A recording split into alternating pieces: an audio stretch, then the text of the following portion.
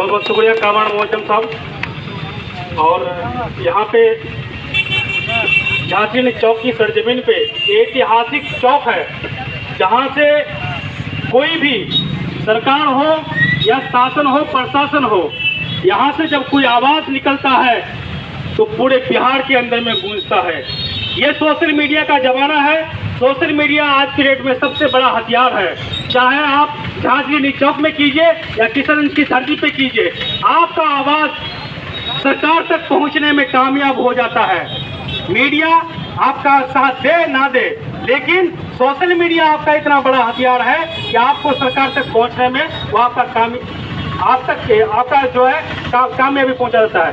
यहाँ पे मौजूद किशनगंज से चलकर हमारे गार्जियन चाचा देवेंद्र यादव जी और बहादुर प्रखंड अध्यक्ष के अध्यक्ष भाई शोएब इसरत साहब, जिला के मीडिया प्रभारी कामरान मोहम्मद भाई, जिला सचिव शिवधर यादव जी, छात्र के जिला अध्यक्ष भाई सरफराज अकरम साहब और हमारे युवा के उपाध्यक्ष राजा भाई और दिगान जितने भी मेरे साथी दोस्त जो हम लोगों के इस कारवान में चल कर के आए और जिनका नाम नहीं ले रहा पाऊँ, मुझे माफ़ कीजिएगा क्योंकि वक्त कमी है। आप जानते हैं कि अभी बिहार सरकार से लेकर के केंद्र सरकार गरीबों को लूटने का काम कर रहा है। चाहे वो जिस मामले में भी आप जाएं, पेट्रोल के मामले में चाहे तो आपका सबसे जेब खाली करने का जो सबसे बड़ा हथियार है वो है पेट्रोल और डीजल, और घर का जो आर्थिक स्थिति को कमजोर करने का सबसे बड़ा हथियार है वो है आपका गैस सिलेंडर और सरसों का तेल, प्याज, जो हमारे हफ्ते के हर वक्त काम आते हैं। हम सब्जी कोई सा भी बनाएं, आपको तेल का इस्तेमाल तो करना ही होगा। गाड़ी आप कोई सा भी चलाएं, आपको पेट्रोल और डीजल का इस्तेमाल करना ही पड़ेगा। इसीलिए सरकार जो है गरीबों को लूटने का, गरीबों के जेब से पैसा निकालने का सबसे बढ़िया जो हथियार सोचा है वो पेट्रोल, डीजल, सरसों तेल, प्याज और गैस सिलेंडर। क्योंकि आपको हत्या की ये जरूरत की सामान है, चाहे आप कुछ भी करें लेकिन आपको तो खाना ही पड़ेगा, सामान लेकर कहीं से कहीं जाना ही पड़ेगा और कुछ करना ही पड़ेगा।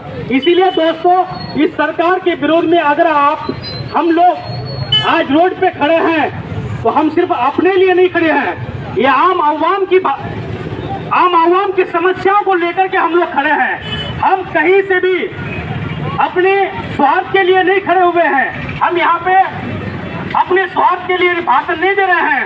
हम आपकी आम आवाम के, आम जनता की समस्याओं को लेकर के आज ये विरोध प्रदर्शन कर रहे हैं। ये भाजपा की सरकार, नरेंद्र मोदी की सरकार ये चाहता है कि गरीब हमेशा गरीब रह जाए, गरीब और भी गरीब हो जाए, और जो पूंजीपति है आडवाणी अडानी से लेकर के जितने भी टाटा बिरला अंबानी तक, इनका ज्यादा से ज्यादा इनको पैसा वाला बांधना है।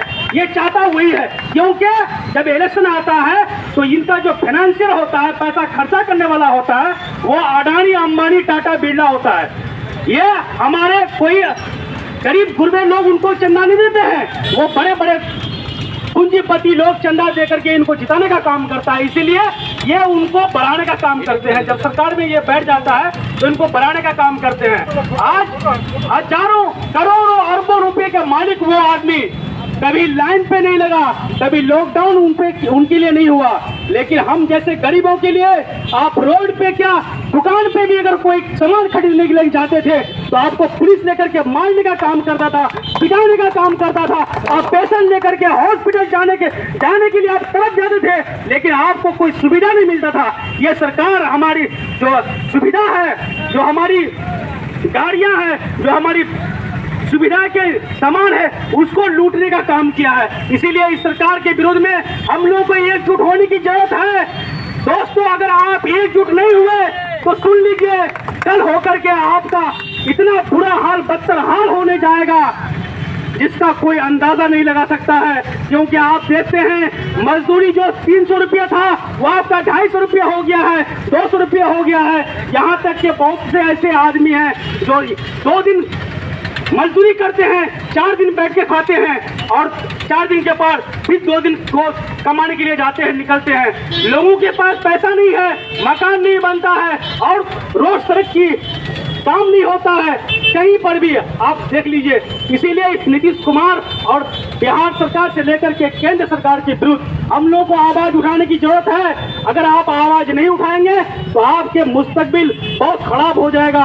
आपके बच्चे आज देख लीजिए, आपके बच्चे 2 साल से आपके पढ़ाई नहीं कर पाते हैं, स्कूल नहीं जा पाते हैं, बोलते हैं कि लॉकडाउन लॉकडाउन, बच्चे के लिए कोरोना कोरोना, लेकिन इतने बड़े बड़े पूंजीपति हैं, उनके लिए कभी कोरोना नहीं हुआ। उनका जो उद्योग है वो कभी डाउन नहीं हुआ, बल्कि लोहा का दाम 45 था तो अभी 65 रुपया है, पेट्रोल का दाम 85 रुपया था तो अभी 105 रुपया है, डीजल का दाम 70 रुपया था तो आपको 90 रुपया में लेना पड़ता है, 95 रुपया लेना पड़ता है। इसीलिए उन लोगों के लिए फायदे की चीज है।